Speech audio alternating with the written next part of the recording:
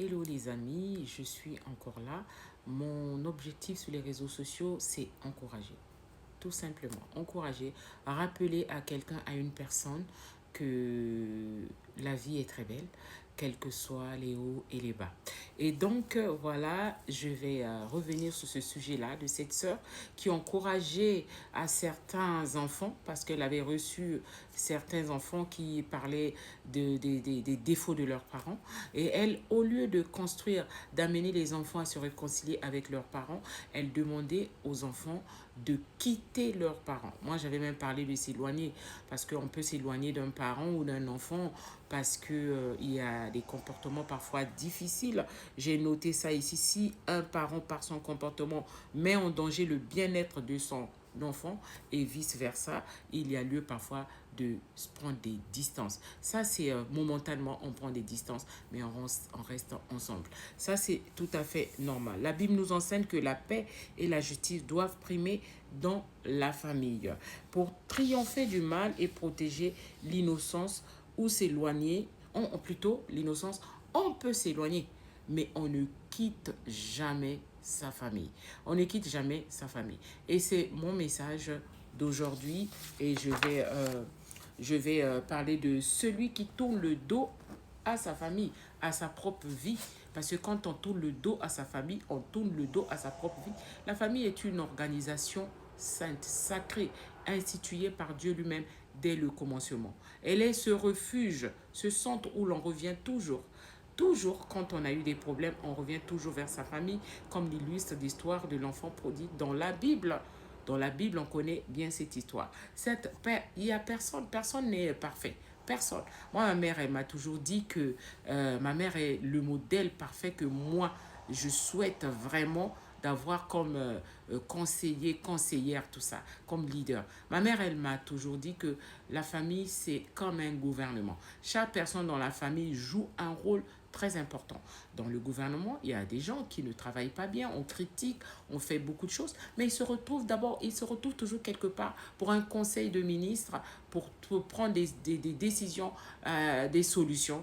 Et en tête, il y a le Premier ministre ou le président, parce qu'il y a des présidents qui ont plusieurs casquettes. Et donc, voilà, moi j'ai bien compris ça. Donc, il n'y a personne, nul n'est parfait.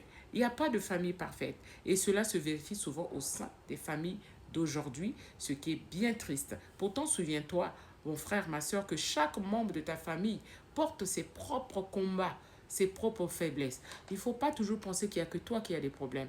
Dans ta famille, même ta propre mère, même ton propre père peut avoir aussi des problèmes. Ton oncle, ta tante, tout le monde peut avoir des problèmes. J'ai parlé hier des personnes merveilleuses, de belles personnes, mais qui sentaient l'envie de faire du mal. Les personnes n'arrivaient pas à faire du bien. L'apôtre de Jésus, Paul, comme nous a enseigné Chris Ndikumana, l'a aussi dit. Il a dit que je veux faire du bien, mais je sens que c'est le mal qui domine en moi. Donc l'homme reste fragile à ce niveau-là. Donc si tu penses que toi, tu es parfait et que tu veuilles vraiment quitter ta famille, parce que soit ton père, soit ta mère, soit ton oncle, soit ta soeur, soit ton frère, soit ton cousin, ton neveu est une mauvaise personne, bon, il y a des mauvaises personnes, c'est vrai, mais tu te trompes. Tu te trompes. Pourquoi je te parle de cela? Je veux te faire souvenir, voilà, je vais te faire souvenir que chaque membre de ta famille est un pilier. Chaque membre est un pilier. Chez nous, on dit que même celui qui vient juste pour laver les assiettes est un pilier. C'est comme dans la vie, quand tu vois ici, par exemple en Europe, toi, tu fais un boulot de cadre ou je ne sais, de directeur, mais celui qui ramasse les papiers dans la rue est aussi un pilier. Voilà, est aussi un pilier. Donc, prends ça comme ça. Et donc, ce sont ces membres-là de la famille que toi, tu cherches à quitter parce que quelqu'un te l'a dit, tu cherches à quitter, ce sont eux, parlant du père et de la mère, ce sont eux qui t'ont donné la vie. Qui t'ont donné la vie. Dieu a donné le souffle, mais ton père, ta mère t'a donné la vie. Même dans les familles où on a adopté, bah, c'est pareil. Même s'ils n'ont pas donné la vie, mais ils sont là pour t'aider à vivre. Voilà le souffle que tu as reçu de Dieu. Et la personne qui t'a donné la vie, ça ne suffit pas. Tu peux tomber sur une personne qui va t'aider à t'accompagner dans le souffle que tu as reçu, dans la vie qu'on t'a donnée. Ces personnes-là sont pareilles, sont comme aussi tes parents. Donc, face aux malentendus et aux disputes, il faut chercher la paix. Il faut chercher la paix. Les personnes t'ont donné la vie, tu les rejettes. Tu les rejettes, c'est pas bien. Quand tu les rejettes, c'est couper l'arbre aux racines que Dieu a planté. Et cet arbre finira par se dessécher. C'est pas à toi de couper cet arbre. C'est Dieu lui-même qui coupe les racines, qui coupe l'arbre. Et là, c'est là où on parle de la mort. Et donc voilà. Donc face aux malentendus, j'étais en train de dire, et aux disputes, parce qu'il y en aura toujours dans les familles, il faut chercher la paix et la réconciliation. Même si cela prend du temps, ne baisse pas les bras. Ne baissons pas les bras, chers parents, chères familles, ne baissons pas les bras. Pardonnons-nous les uns les autres. Moi, j'entends beaucoup de personnes qui envoient des messages de réconciliation, de pardon, tout ça, mais ces personnes ne le font pas.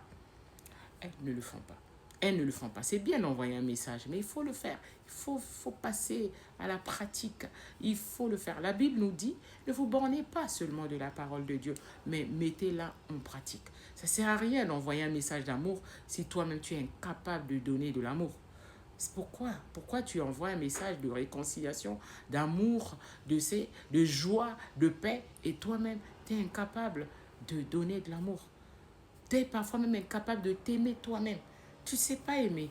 Tu ne sais pas aimer quelqu'un. Tu ne sais pas t'aimer toi. Comment tu vas aimer une personne?